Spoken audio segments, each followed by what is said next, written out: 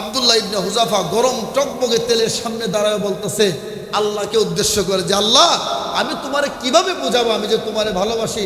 জীবন মাত্র দিছো কয়টা? আরেকটু জোরে এখন কয়টা? একটা জীবন দিয়া আমি আব্দুল্লাহ ইবনে হুযাফা তোমাকে বোঝাবো কিভাবে তোমার যে আমি ভালোবাসি? যদি 1000টা জীবন দিতা, এই 1000টা জীবন একবার একবার করে আমি কুরবানি করে তোমাকে প্রমাণ করে দিতাম আমি আব্দুল্লাহ ইবনে হুযাফা তোমাকে কতটা ভালোবাসি। আল্লাহ রসুল সাল্লাল্লাহু আলাইহি সাল্লাম একজন প্রসিদ্ধ সাহাবী আব্দুল্লাহ ইবনে হুযাফা রাদিয়াল্লাহু তাআলা আনহু, রোম সম্রাট তার সৈন্যদেরকে উমর ইবনুল খাত্তাবের জামানায় তখন সরাসরি যুদ্ধ হতো। তো একবার ওই মুসলমানরা রোম সাম্রাজ্যকে দখল করার জন্য তারা যুদ্ধে যাবে। তো রোম সম্রাট তার সৈনিকদেরকে বলে দিয়েছে যে আমি তো তাওরাতের পণ্ডিত, হ্যাঁ আমি তো ইঞ্জিলের পণ্ডিত এবং তাওরাতও আমার জানা আছে। আমি জেনেছি যে মুসলমানদের ইমানের পাওয়ার নাকি অনেক, তা আমি একটু দেখতে চাই তাদের ইমানটা বাজিয়ে তাদের ইমানটা কেমন। আজকে যারা যুদ্ধে আসবে মুসলমানের একটা দলকে গ্রেফতার করে আটক করে আমার দরবারে নিয়ে আসবা। এবার ঘটনাক্রমে মুসলমানের একটা দল রোম সম্রাটের সৈনিকদের হাতে তারা বন্দী হয়ে যায়। বন্দী হওয়ার সাথে সাথে বাদশার রাজধানীতে তাদেরকে পাঠিয়ে দেওয়া হলো। বাদশার কাছে খবর গেল, বাদশা বলতেছে হ্যাঁ আমার দরবার তাদেরকে পাঠিয়ে দাও। এবার মুসলমানদের ওই দলকে যখন বাদশার দরবারে পাঠিয়ে দেওয়া হলো, বাদশার দরবারে পাঠানোর পরে এবার বাদশা জিজ্ঞেস করতে তোমাদের এই দলের আমির কে, নেতা কে? কারণ নেতারে দললে তো সবগুলারে পাওয়া যায়, ঠিক কিনা বলে? তোমাদের দলের আমির কে, নেতা কে? তখন একজন টকবকে যুবক নওজোয়ান দাঁড়িয়ে বলে আমি হলাম এই দলের নেতা। সুবহানাল্লাহ বলবেন না? এবার ওই বাদশা জিজ্ঞেস করে আচ্ছা তোমার নাম কি? তখন সে বলে আমার নাম আব্দুল্লাহ ইবনে হুযাফা। তখন বাদশা বলেন তোমাকে দেখে আমার বড় পছন্দ হয়েছে, তোমাকে দেখে আমার অন্তরে ভালোবাসা জাগ্রত হয়েছে, তুমি দাঁড়ায়া নয় তুমি আমার পাশে এসে বসো। তো আব্দুল্লাহ ইবনে হুযাফাকে বাদশার কাছে এনে বসালেন। বসানোর পরে বাদশা বলতেছে আব্দুল্লাহ ইবনে হুযাফা, তোমাকে দেখে এত ভালোবাসার সৃষ্টি হয়েছে, আমার মন চাই তোমাকে একটু ভালোবাসি, কিন্তু মাঝখানে একটা বিভেদ আছে, ফারাক আছে। আমি খ্রিস্টান আর তুমি মুসলমান, তুমি যদি আমার দলে চলে আসো তাহলে আমি তোমাকে ভালোবাসবো মন থেকে। অফার দিলেন। মাঝে মধ্যে মানুষকে কয়েকটা বিষয় যখন প্রলোভন দেখায়, লোভ দেখায়, লোভে যদি কাজ না হয় তখন তার উপরে প্রেশার দেয়। প্রেশার আসে না এরকম? লোভ দেখানোর পরে যদি না আসে তখন কি দেয়? প্রেশার দেয়। আব্দুল্লাহ ইবনে হুযাফাকে বলল তুমি যদি খ্রিস্টান হয়ে যাও, হ্যাঁ তুমি মনে মনে ভাবতেছো যে তুমি খ্রিস্টান হয়ে গেলে তোমার সমাজ তোমাকে দেখবে না, সেখান থেকে তোমাকে বের করে দিয়ে, চিন্তার কোনো কারণ নাই। আমার সুন্দরী রূপবতী একটা কন্যা আছে, তারা তোমার হাতে বিয়ে দিয়ে দিব, আর বিয়ের দিন আমার রোম সাম্রাজ্যের অর্ধেক রাজত্ব আমি তোমার নামে লিখে দেব, আর আমি যখন মরে যাব, মৃত্যুবরণ করে ফেলবো, তখন তো পুরাটার মালিকই তুমি হয়ে যাবে। মুমিন জীবনে সব কিছুর বিনিময় হলেও ইমানকে তারা ছাড়তে পারে না, ঠিক কিনা বলে? তাদের কাছে ইমান সবচাইতে মূল্যবান, ঠিক না? আব্দুল্লাহ ইবনে হুযাফা বলে তখন তিনি রাগে টকবগে রেগে তিনি দাঁড়ায় গেলেন। যুবক তো তিনি দাঁড়ায় বাদশার সামনে এসে আঙ্গুল তার সামনে এসে নিয়ে বলতেছে এই রোমের কুকুর, তুই কি আমাকে কি মনে করছস তোর রোম সাম্রাজ্যের বিনিময়ে আমার ইমানকে বিক্রি করে দেব? শুনে রাখ, তাম দুনিয়া যদি আমার পায়ের নিচে ফেলে দিস, একটা সেকেন্ডের জন্য আমার ইমানকে তোর কাছে বিক্রি করব। বাদশা কি খুশি হয়েছে নাকি রাগ করবো? রাগে ফায়ার হয়ে সেই বাদশা হুকুম দিয়ে তারা জেলের মধ্যে বন্দি করো, আর আগামী 7 দিন পর্যন্ত তার খানা পানি দানা সব বন্ধ। আর ডক্টরকে বলে দিয়েছে যে তুমি তারে দেখবা, যখন দেখবা দেখে দম যাইতেছে গা, তখন আমার এসা জানাইবা। 7 দিন খানা বন্ধ হওয়ার পরে ডক্টরকে জানাইলো তার অবস্থা খুবই খারাপ, একটু খাবারের ব্যবস্থা করে। বাদশাহ তখন তার জন্য খাবার ব্যবস্থা করলো শুয়োরের গোশত আর মদ মিশ্রিত পানি। আচ্ছা বলেন তো, দুইটা খাবারের মধ্যে কোন খাবারটা হালাল?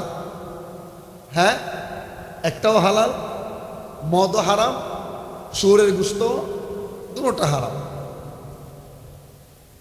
তো এবার ওই গোশত এবং মদ নিয়ে ডক্টর নিয়ে বলতেছে যে এই যে তোমার জন্য বাদশাহ খাবার পাঠাইছে, এটা হচ্ছে শুয়োরের গোশত আর এটা হচ্ছে মদ।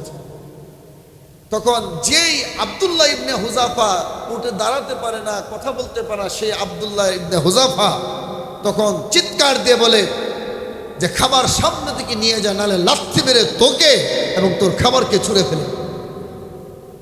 ডক্টর গিয়ে বলে বাদশাকে, আব্দুল্লাহ দেখলাম 7 দিন হয়েছে কথাই বলতে পারে না, এই হারাম খাবার তার সামনে যাওয়ার পরে দেখলাম যে তার ঈমান আরো জাগ্রত হয়ে উঠছে। আল্লাহু আকবার।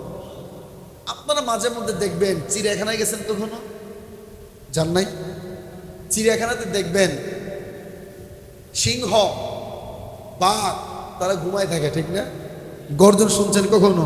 গর্জন মনে শুনেন না। গ্রামের এক মুরব্বী চাচা গেছে চিড়িয়াখানাতে বাঘ দেখার জন্য। গিয়ে দেখে বাঘ এমনি একেবারে পইরা ঘুমাই রয়েছে, হইতে কোনো নাড়া নাই, শব্দ নাই।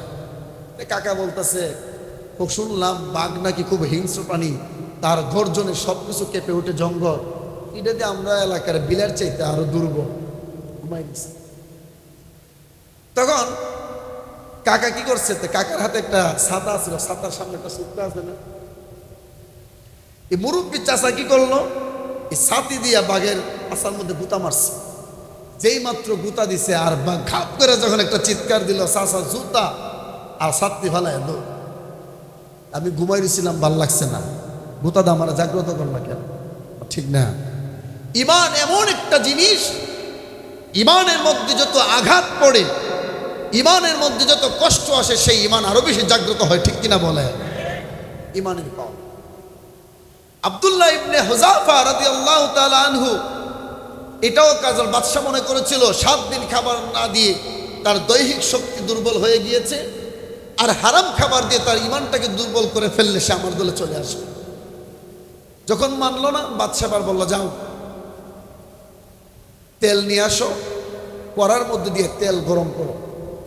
আর দুজন মিলে ধরে ধরে আব্দুল্লাহ ইবনে হুযাফাকে নিয়ে আসলো তেলের ডেগের কাছে, গরম ফুটন্ত তেলের কাছে আনার পরে এবার আব্দুল্লাহ ইবনে হুযাফাকে বলছে যে, আব্দুল্লাহ, যদি তুমি আমার দলে না আসো, আমাকে অনুসরণ না করো, তাহলে কিন্তু এই গরম তেলের মধ্যে তোমাকে ছেড়ে দেওয়া হবে। আব্দুল্লাহ ইবনে হুযাফা বলে, বাদশাহ, মুমিন কখনো মৃত্যুকে ভয় পায় না, ঠিক কিনা বলে? মুমিন কখনো মৃত্যুকে ভয় পায় না। তুমি কি মনে করেছো যে তোমার এই গরম তেলকে দেখে আমি ভয় পাইছি আর মৃত্যুর ভয়ে আমি তোমার ধর্ম গ্রহণ করব? অসম্ভব। মুসলমানকে এদিকে এনে গরম তেলে ছেড়ে দিল, দেওয়ার পরে তার হাড্ডি আর গুসগুলো আলাদা হয়ে গেল, গুস্ত পুড়ে শেষ, হাড্ডি আলাদা হয়ে যাওয়ার পরে তখন বাদশা বলছে, তোমারও কিন্তু এই অবস্থা হবে যদি আমার ধর্ম গ্রহণ না করো। তখন আব্দুল্লাহ ইবনে হুযাফা বলে যে, তোমরা জানো না, আমরা আমাদের আল্লাহর জন্যে, আমাদের দ্বীনের জন্যে, ইসলামের জন্যে, রাসূলের জন্যে, কোরআনের জন্যে এই গরম তেলের মধ্যে একবার নয় 1000 বার পড়তে রাজি আছে। যেই মাত্র বাদশা হুকুম দিলে আব্দুল্লাহ ইবনে হুযাফাকে গরম তেলে ছেড়ে দেওয়া হোক, দুজন মিলে যখন ছেড়ে দিবে, আব্দুল্লাহ ইবনে হুযাফা চোখের পানি ছেড়ে দিয়ে কাঁদতে লাগলেন। এবার বাদশা ডেকে বলে, আব্দুল্লাহ, মৃত্যুর ভয়ে এখন কাঁদতেছ, এখন কাপুরুষ হয়ে গেছো, এখন কান্দো কেন? আব্দুল্লাহ ইবনে হুযাফা বলে, মৃত্যুর ভয়ে আমি কান্দি না, আমি কাঁদতেছি, ইস, আল্লাহ যদি আমাকে এরকম জীবন আরো 1000 দিত, আমি আল্লাহর জন্য, মাত্র তো একটা জীবন আমাকে দিয়েছে, এই একটা জীবন দিয়ে আমি কিভাবে প্রমাণিত করব আমি যে আল্লাহকে ভালোবাসি? আল্লাহ যদি আমাকে এরকম 1000টা জীবন দিত, 1000টা জীবন আমি তেলের মধ্যে ছেড়ে দিয়ে কুরবানি করে আল্লাহকে জানায় দিতাম, আল্লাহ, আব্দুল্লাহ ইবনে হুযাফা তোমাকে কতটা ভালোবাসে দেখে নাও। ঠিক কিনা বলেন? এই জন্য কাঁদতেছে। তখন বাদশা বলে, ব্যাপার কি?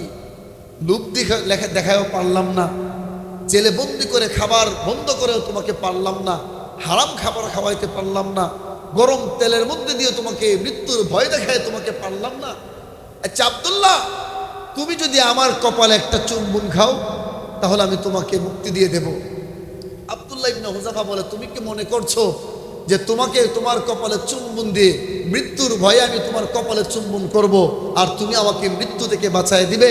কিন্তু আমার একটা শর্ত আছে, আমাকে বাঁচানোর তোমার দরকার নাই। যতগুলো মুসলমান সৈনিকদেরকে তোমার জেলখানায় বন্দি করেছো সবাইকে যদি তুমি মুক্তি দিয়ে দাও, আজাদ দিয়ে দাও, এই শর্তে আমি তোমার কপালে চুম্বন খাবো। সুবহানাল্লাহ বলবেন না? বাদশা সবাইকে ছেড়ে দিল।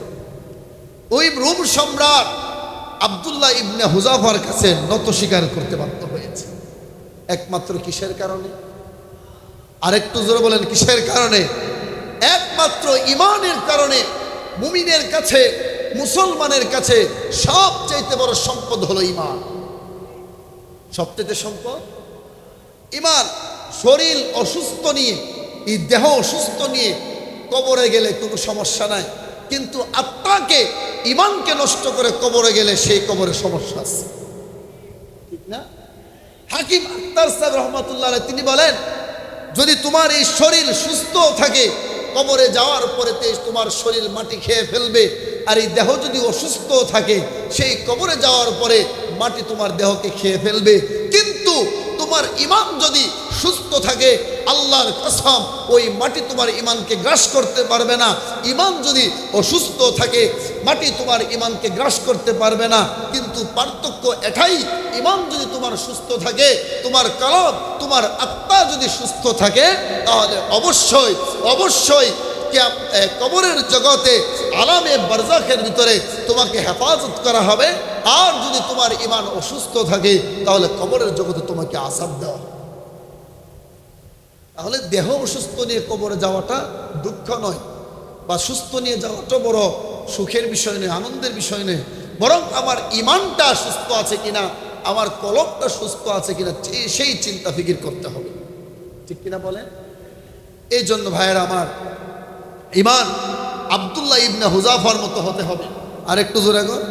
আচ্ছা বলেন তো, যেই ঈমান, লক্ষ্য করে শুনবেন, যেই ঈমান আমাকে হারাম কাজ থেকে বিরত রাখতে পারে না, সেই ঈমানকে আমাকে জাহান্নামের আগুন থেকে বাঁচাতে পারবে? প্রশ্ন আপনারা বিবেক দিয়ে প্রশ্ন করবেন। যেই ঈমান আমাকে জিনা থেকে বাঁচাতে পারে না, বেবিচার থেকে বাঁচাতে পারে না, জুলুম থেকে বাঁচাতে পারে না, অত্যাচার থেকে বাঁচাতে পারে না, যেই ঈমান আমাকে চাঁদাবাজি থেকে বন্ধ করতে পারে না, লুটতরাজ থেকে আমাকে বন্ধ করতে পারে না, গালিগালাজ থেকে বন্ধ করতে পারে না, সেই ঈমানকে আমাকে জাহান্নামের আগুন থেকে বাঁচাতে পারবে? জাহান্নামের আগুন থেকে এটা বেশি ভয়ঙ্কর না জাহান্নামের আগুন ভয়ঙ্কর? তাহলে যেই ঈমান আমাকে অন্যের জমিন নিজের নামে বানায় না, এই অপরাধটা, যেই ঈমান আমাকে বাঁচাতে পারে না, তাহলে সেই ঈমান আমাকে কিভাবে জাহান্নামের আগুন থেকে বাঁচাবে? আপনি বলেন, পারবে? জীবনও পারবে না।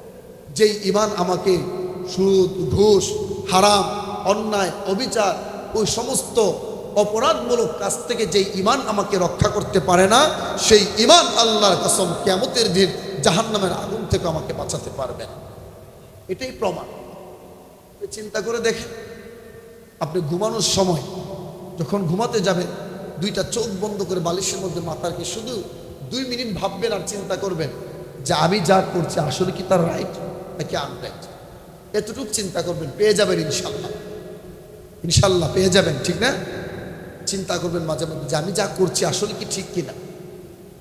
এই জন্য সব কিছুর পরে আমরা আমাদের কাছে সন্তানের চাইতে, স্ত্রীর চাইতে, মাতা পিতার চাইতে, পৃথিবীর সব কিছুর চাইতে আমাদের কাছে আমাদের ঈমানের সবচাইতে মূল্যবান, ঠিক কিনা বলেন? একমাত্র ঈমান আমাদের কাছে সবচেয়ে গুরুত্বপূর্ণ সম্পদ। ঈমান যদি একবার কারো নষ্ট হয়ে যায়, আল্লাহর কসম ওই ঈমান আর ফিরে পাওয়া যাবে না।